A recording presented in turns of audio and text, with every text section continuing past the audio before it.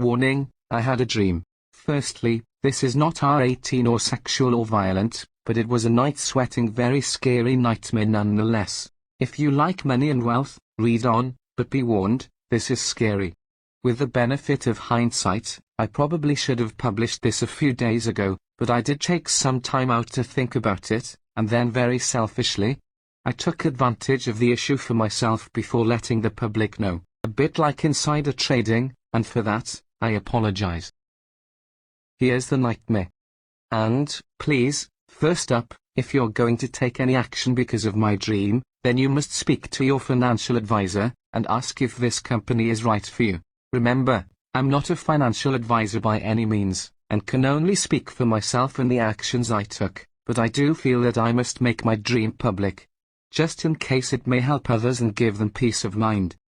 I woke in the early hours a few days ago. It was pitch black in my bedroom, with rain sounds popping on the roof. My bed sheets were soaking, and I was experiencing a huge cold sweat. I sat up quickly, scratched my damp hair, and breathed a huge sigh of relief. Thank goodness that was just a dream, and my world started to come back into a happy focus.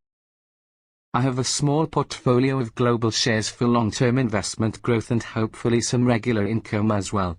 What a nightmare, I had lost it all. The stock markets had crashed, and like the bad old days of 1987, people from all walks of life were jumping out of windows and off bridges in despair. I nearly vomited when I woke up, but quickly gained consciousness, to what would have been otherwise, probably the worst day of my life. I laughed out loud with relief, and then glanced over to look at the open bedroom door, which I could now see its outline silhouette quite clearly, assisted by a scattered beam of moonlight filtering through the curtains and glowing across the door. A shadowy figure walked in, which I just assumed was my elderly mother wondering what the fuss was, and to check on me. I felt really at peace when she put her hand on my shoulder. She whispered a few words very close to my ear, turned around, and then the shadow walked away. I was about to shout, "Wait, let's have a cuppa," when suddenly my bedroom became much brighter, like normal daylight, and I suddenly realized I had been having a hypnopompic hallucination. I had woken up from my stock market crash nightmare into another dream with a shadowy woman, but I so clearly remembered what she whispered into my ear.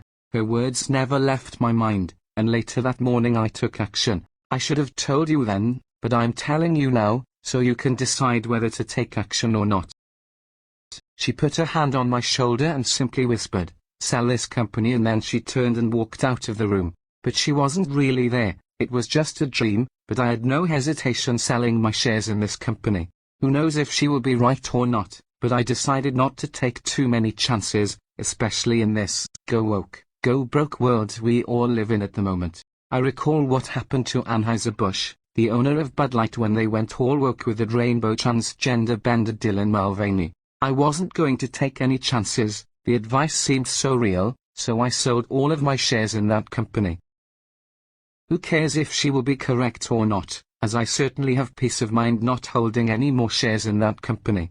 But, remember, ask your financial advisor if this company is right for you or not. She put her hand on my shoulder and simply whispered, "Sell NZM." I looked them up shortly afterwards and found that NZM are listed on both the New Zealand and Australian stock exchanges.